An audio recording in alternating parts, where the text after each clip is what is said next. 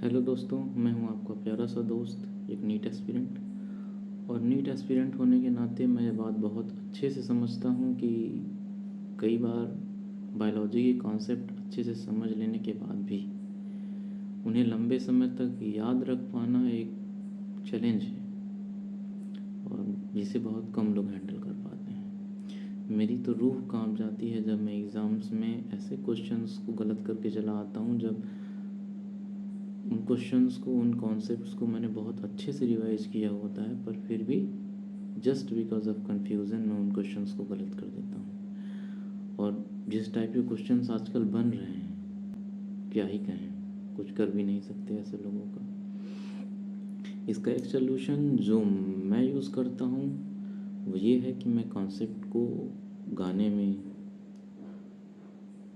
Tricks में, mnemonics में या फिर डेली यूज़ होने वाले कुछ शब्दों में इस्तेमाल करके उन्हें मैं याद रखता हूँ लंबे समय तक के लिए।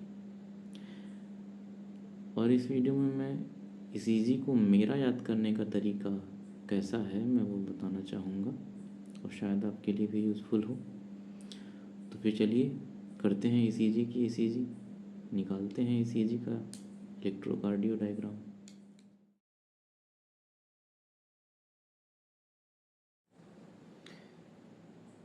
इस ईजी की ईजी एनसीईआरटी में जो टॉपिक है जिसके अंदर ईसीजी है वो है इलेक्ट्रोकार्डियोग्राफ, जिसका शॉर्ट फॉर्म में ईसीजी लिख दिया है।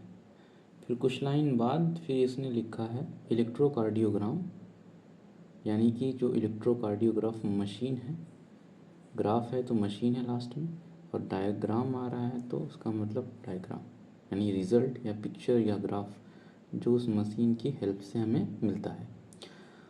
अब इलेक्ट्रोकार्डियोग्राम के लिए भी एनसीईआरटी ने ईसीजी लिखा है और इलेक्ट्रोकार्डियोग्राफ के लिए ही ईसीजी का प्रयोग हुआ है। तो या तो हम इलेक्ट्रोकार्डियोग्राफ समझें ईसीजी का मतलब, या तो इलेक्ट्रोकार्डियोग्राम, तो दोनों समझ सकते हैं। पर डिफरेंस याद रखना है, अगर लास्ट में ग्राफ आएगा तो वो मशीन है, और लास्ट में अगर ग्राम है तो वो डायग्राम है, यानी पिक्चर या ग्राफ जो उस मशीन से मिला है। अब कुछ टर्म्स हैं और समझ लेते हैं, उसके बाद फिर ईसीजी की ईसीजी निकालते हैं। उसमें पहला टर्म आता है डीपोलराइजेशन। डीपोलराइजेशन का मतलब क्या होता है, उसको एनसीईआरटी कई जगह एक्साइटेशन लिखती है। इसका ही मतलब होता है सिस्टोल, और इसका ही मतलब होता है कॉन्ट्रैक्शन। कॉन्ट्रैक्शन मतलब सिकुड़ जाना। जब हार्ट का जितने भी चैम्बर्स हैं वो जब कॉन्ट्रैक्ट करते हैं, सिकुड़ते हैं, तो उनको कॉन्ट्रैक्शन बोलते हैं, और उसी का नाम हो जाता है एक्साइटेशन या सिस्टोल या फिर डीपोलराइजेशन। थर्ड टर्म है रीपोलराइजेशन। रीपोलराइजेशन का मतलब होता है रिलैक्सेशन, यानी जब वो जो कॉन्ट्रैक्टेड स्टेट थी उससे वापस अपने नॉर्मल स्टेट में आती है तो उसको रिलैक्सेशन बोलते हैं। और उसी को डायास्टोल और उसी को फिर नॉर्मल स्टेट बोल सकते हैं। एनसीईआरटी में नहीं है पर अंडरस्टैंडिंग के लिए है नॉर्मल स्टेट। अब ईसीजी कुछ ऐसा दिखता है जो हर कोई शख्स जानता है जिसने भी ईसीजी का डायग्राम देखा है।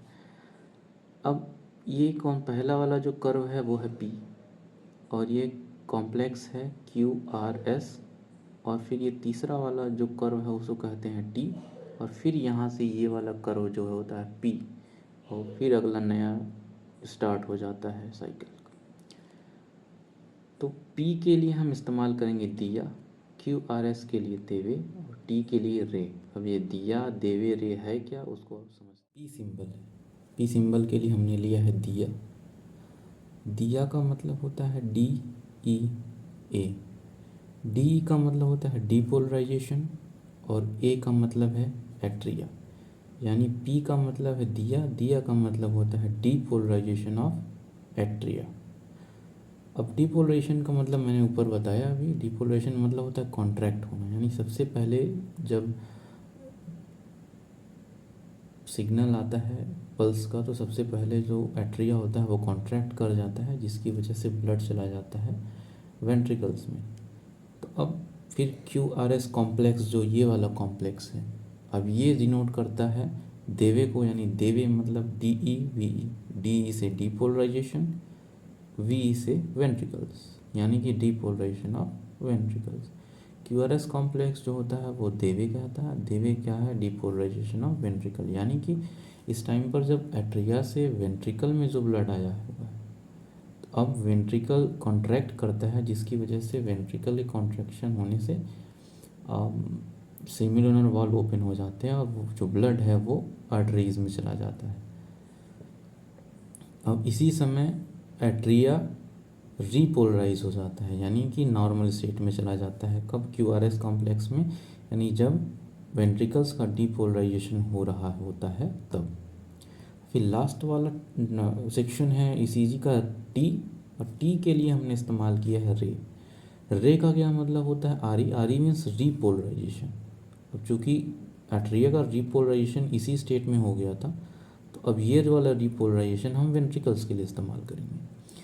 तो टी मीन्स रे, रे के लिए रीपोलराइजेशन ऑफ वेंट्रिकल्स।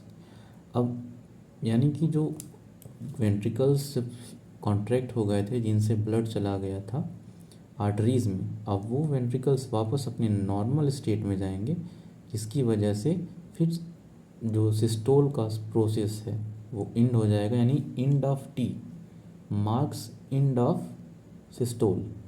अब इसके बाद जो ये वाला खाली गैप है वो होता है जॉइंट डायास्टोल का। इसके बाद फिर ये आपका पी यानी कि डीपोलराइजेशन ऑफ आर्टरी, यानी फिर से आर्टरी कॉन्ट्रैक्ट होता है, जिससे ब्लड फिर जाता है वेंट्रिकल्स में, और फिर वेंट्रिकल कॉन्ट्रैक्ट होते हैं, यानी कि फिर आता है क्यूआरएस कॉम्प्लेक्स, जिसमें देवे का इस्तेमाल, डीपोलराइजेशन ऑफ वेंट्रिकल्स।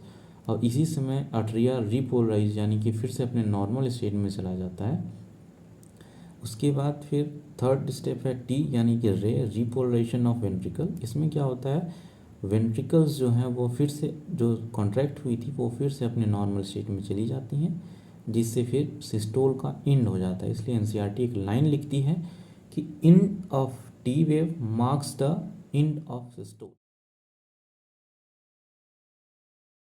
भाई इस ईसीजी के कॉन्सेप्ट पे हर साल नया एक क्वेश्चन आता है, और मॉक में तो भर भर के आते हैं। और जिसने ये चैप्टर बहुत अच्छे से पढ़ा है वो समझ सकता है कि केवल इसी एक टॉपिक से सर्कुलेशन का पूरा चैप्टर रिवीजन हो सकता है, वो स्टार्टिंग में ब्लड वाला कंटेंट छोड़ करके।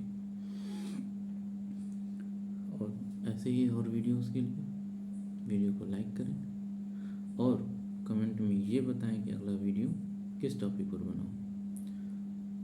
तो बस आज के लिए इतना ही, फिर मिलते हैं अगले वीडियोस में एक नए तड़कते भड़कते कॉन्सेप्ट के साथ। Tata, bye bye.